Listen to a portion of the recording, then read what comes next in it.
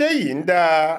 oògùn òyìnbó tó ti bàjẹ́ làwọn méjì yìí tún ń tà fáwọn aráàlú lẹ́kọ̀ọ́. Aláròye máa wí o. ọwọ́ àwọn ọlọ́pàá ìpínlẹ̀ Èkó ti tẹ àwọn afurasí ọ̀daràn méjì kan tó jẹ́ pé ìwà ọ̀bàyéjẹ́ tó lè fi ìlera àti ẹ̀mí àwọn aráàlú sínú ewu ni wọ́n ń ṣe nípìnlẹ̀ Èkó. níṣe ni wọ́n lọ ń kó àwọn egbòogi òyìnbó tó ti bàjẹ́ bó sì jẹ́ pé ńṣe ni wọ́n ń po àwọn oògùn náà pọ̀ bíi tuntun ni. àwọn egbòogi bíi paracetamol, septrin, ampiclox, puritin àtàwọn míì bẹ́ẹ̀ tí wọn yóò sì dọ́gbọ́n pa déètì ara oògùn náà rẹ́ wọn yóò kan tuntun sí i bí ẹni pé oògùn náà jẹ́ ojúlówó òun ni wọn yóò bá bẹ̀rẹ̀ sí í tà á kiri láti ìpínlẹ̀ kan sí òmíì kọ́wọ́ pálábá àwọn tó ségi lópin ọ̀sẹ̀ tó kọjá yìí. kọmíṣánná ọlọ́pàá Èkó CP Tijani Fatai ló sọ ìṣẹ̀lẹ̀ yìí di mímọ̀ lásìkò tó ń ṣàfihàn àwọn afurasí ọ̀daràn méjèèjì ọ̀hún fáwọn oníròyìn ní olú iléeṣẹ́ ọlọ́pàá Èkó èyí tó wà lágbègbè Ìkẹjà.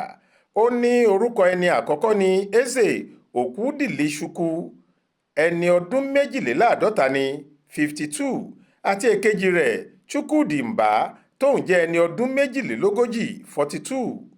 nínú àtẹ̀jáde kan tí alukoro iléeṣẹ́ ọlọ́pàá Èkó abilékọ Adébísí Abímbọ́lá fi ṣọwọ́ s'Aláròyé nípa ìṣẹ̀lẹ̀ ọ̀hún.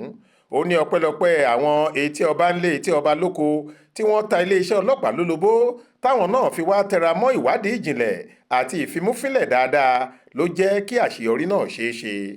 àwọn ọlọ́pàá ikọ̀ VCRU ìyẹn Violent Crime Response Unit ẹ̀ka ti Èkó ni wọ́n tẹkọ̀ létí lọ sí ilé ìkẹ́rùpamọ́sí ńlá tó wà ní ojúlé keje apá A ọ̀nà ọ̀tọ̀ Causeway nílùú ọ̀tọ̀ lẹ́kọ̀ọ́.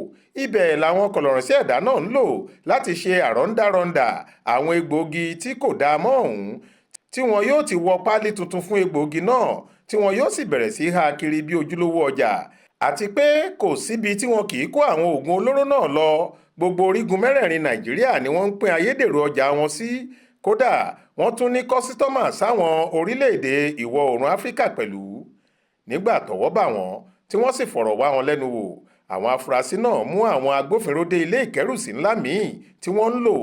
ibẹ̀ ni wọ́n ti bá ọkọ̀ akẹ́rù kan tó ní nọ́mbà Katsina KFR 241XA pẹ̀lú òbítíbitì àwọn oògùn òyìnbó tí wọ́n ti pa kádàrá ẹ̀dá. àwọn oògùn tí wọ́n rí ọ̀hún ni 300 páálí oògùn omeprazole, àpò ìdọ̀họ́ 6 tí wọ́n kó ọ̀pọ̀lọpọ̀ oògùn ampiclox, Viagra, septrin, piritin àtàwọn míì bẹ́ẹ̀ sí. ó jọ pé wọ́n ṣẹ̀ṣẹ̀ fẹ́ wọ páálí tuntun fáwọn eléyìí ni. wọ́n tún rí páálí 10 egbòogi ampiclox, Viagra àtàwọn oògùn míì tí wọ́n ti kó sínú ọ̀rá àti páálí tuntun. wọ́n sì rí 300 àwọn páálí tí wọn ò tí ì kó oògùn sí tí wọ́n ṣẹ̀ṣẹ̀ tẹ orúkọ sí lára èyí tí wọ́n fẹ́ lò láti máa kó àwọn ayédèrú egbòogi náà sí. ṣé wọ́n ní sẹ́rànsẹ́ràn ó lẹ́ni tó máa ń jẹ́wọ́ fún? nígbà táwọn afurasí yìí dé àkàtà àwọn ọ̀tẹlẹ̀múyẹ́ tí wọ́n tìka bọ̀ wọ́n lọ́fun wọ́n jẹ́wọ́ pé kò tí ì ju ọdún 2 péré lọ táwọn bẹ̀rẹ̀ okòòwò tó lòdì sófin yìí. wọ́n tún jẹ́wọ́ pé yàtọ̀ sí orílẹ̀-èdè Nàìjíríà wọ́n tún máa ń kó àwọn ayédèrú oògùn òyìnbó lọ Lomé ní orílẹ̀-èdè Togo àtàwọn ìlú míì. ìwádìí tún fi hàn pé iléeṣẹ́ kan nílùú Èkó ni wọ́n ti ń ṣe àwọn kan nínú egbòogi tí kò kúnjú òṣùwọ̀n wọ̀nyí àmọ́ àwọn ọlọ́pàá láwọn ò tí ì mọ ibi tí wọ́n ti ń ṣe é àwọn sì ti ń ṣèwádìí sí i nìṣó. ṣá kọmíṣánná Fatai Tijani ti ní gẹ́gẹ́ bí ìlànà táwọn máa ń tẹ̀lé lórí irú ìwà ọ̀daràn bí èyí àwọn ti fa àwọn afurasí ọ̀daràn tọwọ́ tẹ̀ ọ̀hún pẹ̀lú ẹsíbíìtì tí wọ́n ká mọ́ wọn lọ́wọ́ lé dàrẹ́kítọ̀ àjọ tó ń gbógun ti ayédèrú oúnjẹ àti oògùn nílẹ̀ wa National Agency for Food and Drug Administration and Control NAFDAC dókítà Martins Ìlúyọ̀mádé kí wọ́n lè túbọ̀ ṣèwádìí kúnnákúnná kí wọ́n sì gbé ìgbésẹ̀ òfin bó ti yẹ. Faith Adébọ́lá ló ṣàkójọ ìròyìn yìí tó sì kà á sétí ìgbọ́ yín fún Aláròyé.